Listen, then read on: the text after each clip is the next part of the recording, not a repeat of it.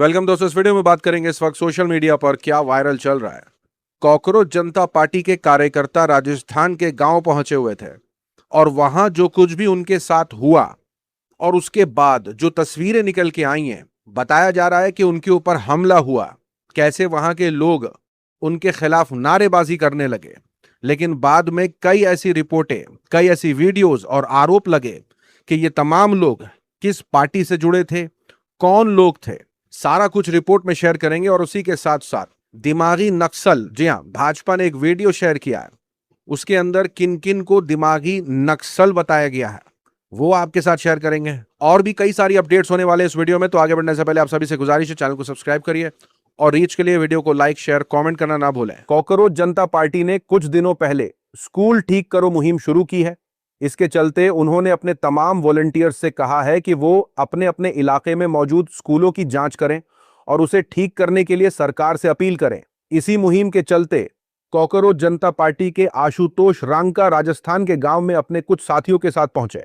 वहां के स्कूलों की क्या हालत है वो उसकी तस्वीरें 1 साल पहले भी दिखा चुके हैं। स्कूल आज भी उसी हालत में है। इसी को ठीक करने की मांग को लेकर वो पहुंचे थे, लेकिन कुछ लोग उन पर हमला करने के इरादे से पहले से मौजूद थे और नारेबाजी कर रहे थे।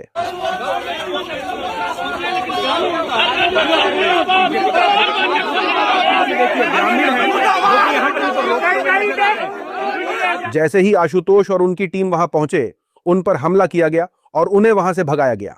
बहुत से मीडिया चैनल्स और राइट विंग के लोगों ने इसे गांव वालों का हमला बताया। मीडिया ने गांव वालों का बयान लेकर यह नैरेटिव सेट किया कि आशुतोष और उनकी टीम स्कूल को तोड़ने के लिए आए थे, इसलिए उन पर हमला किया गया।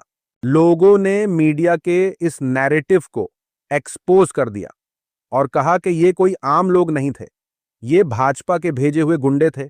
जुबैर ने कहा कि सीजेपी के लोगों का पीछा करते हुए दिख रहा शख्स लालचंद शर्मा है, जो बीजेपी से जुड़ा हुआ है।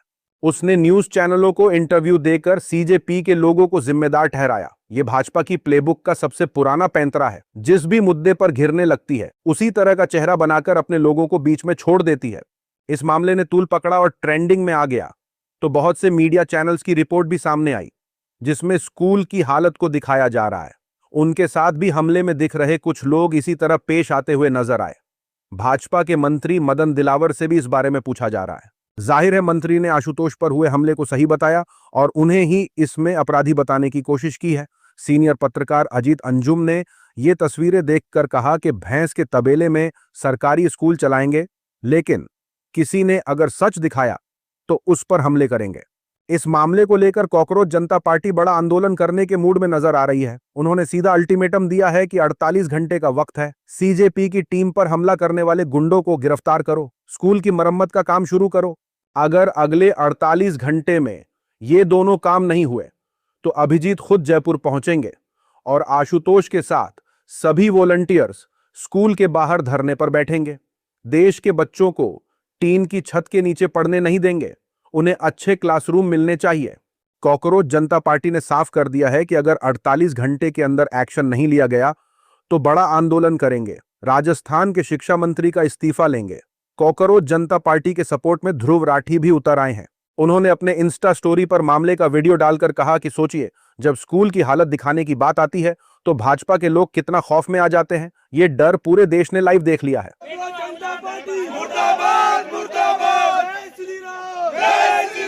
अर्नब गोस्वामी ने लाइव टीवी पर सीजेपी की पोस्टर गर्ल रिया अहीर को बुलाया और आईटी सेल को खुश करने की कोशिश करने लगे। How many stanzas are there in Vande Mataram? उन्होंने रिया से वो सवाल पूछ लिए जिसका जवाब उन्हें खुद पता नहीं होगा। I can sing it to you. लोगों ने जब ये वीडियो देखा तो अर्नब की क्लास लगा दी, लेकिन आईटी सेल के खेमों में माहौल मास्टर स्ट्रोक वाला है। आईटी सेल के मुताबिक अर्नब ने रिया को एक्सपोज कर दिया। वो रिया जिन्हें राहुल गांधी ने देश का चेहरा बनाया था, उन्हें राष्ट्रगान में कितने अंतरे हैं ये तक नहीं पता, फिर भी ये खुद को यूथ और नई पीढ़ी का चेहरा बताती है। राइट विंग को लगता है कि ये बहुत ही ब्रूटल था। अर्नब ने सीजेपी सपोर्टर को पूरी तरह धो दिया। इस बहस के बाद लोग इसके वीडियो शेयर कर रहे हैं और ये बात कर रहे हैं कि मीडिया को लोगों से सवाल करते टाइम किस तरह बात करनी चाहिए। लोगों ने अर्नब और उनके सपोर्टर्स को ट्रोल करते हुए कहा कि अर्नब गोस्वामी ने एक नौजवान लड़की से अपने शो में पैनल में आने की बार बार मिन्नतें की और कहा कि शो नई जनरेशन के मुद्दों पर ही होगा। लेकिन जैसे ही वो लड़की शो में आने के लिए मान गई, अर्नब ने पाकिस्तान और वंदे मातरम जैसे मुद्दे उठा दिए। फिर वो लगातार उस लड़की से सवाल करते रहे और अपने चैनल की गिरती टीआरपी का गुस्सा भी उस पर निकालते रहे। अर्नब को शायद किसी से इलाज कराने की जरूरत है। लोगों ने कहा कि अर्नब ने खुद को यहां पर जोकर साबित कर दिया।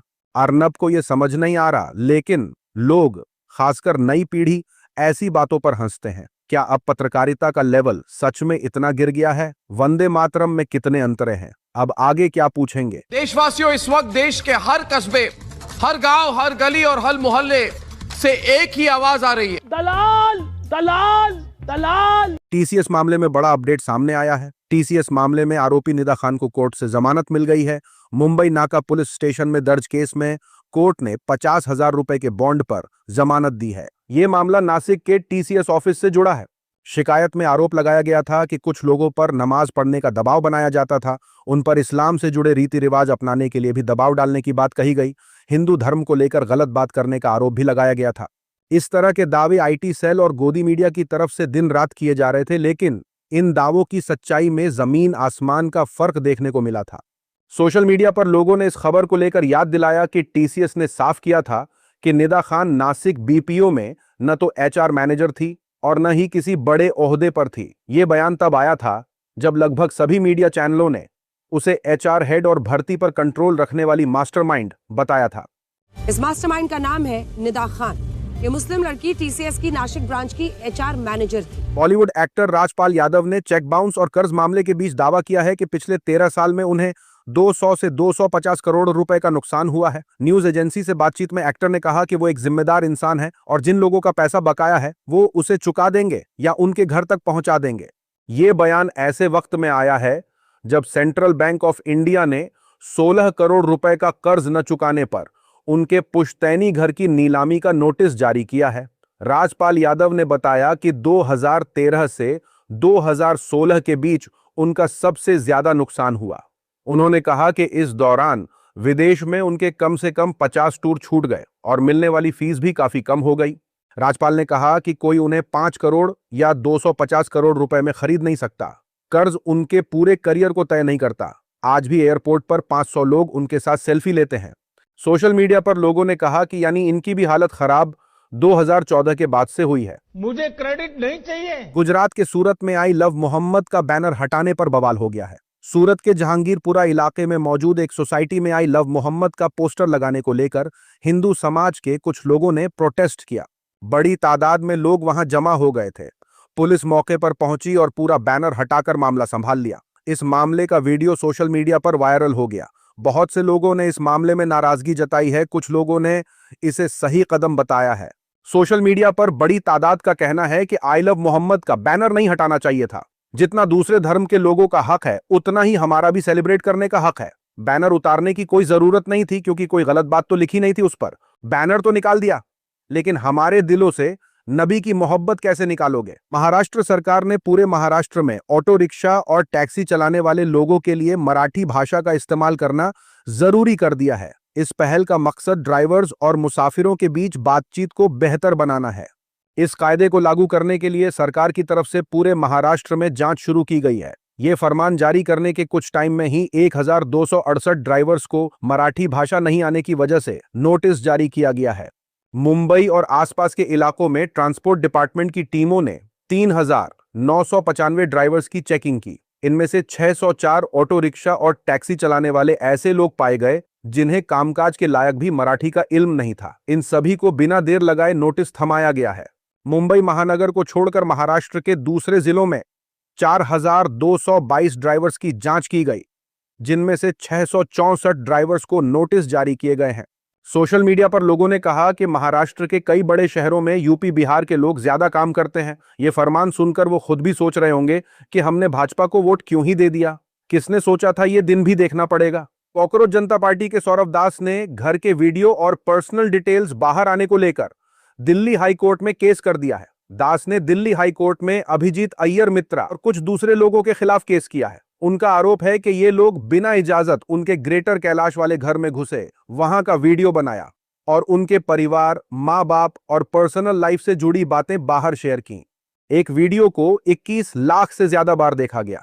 इसके बाद दास ने कोर्ट से वीडियो और ऐसी पर्सनल जानकारी को आगे फैलाने से रोकने, नुकसान के बदले पैसे दिलाने और उनकी पर्सनल लाइफ की हिफाजत की मांग की। भाजपा ने एक नया वीडियो जारी किया है जिसमें दिमागी नक्सल शब्द को लेकर सवाल उठाए गए हैं। वीडियो में पूछा गया है कि दिमागी नक्सल कौन है। इसमें उन लोगों का जिक्र किया गया है जो भाजपा के मुताबिक हिंसा को नया मोड़ देते हैं, आतंकवादियों को हमदर्द बताते हैं और आर्मी से सवाल करते हैं। वीडियो में कुछ विपक्षी नेताओं की तस्वीरें भी दिखाई गई हैं और कहा गया है कि जब प्रायोरिटीज गलत हो जाती हैं तो देश की सिक्योरिटी और एकता पर असर पड़ता है।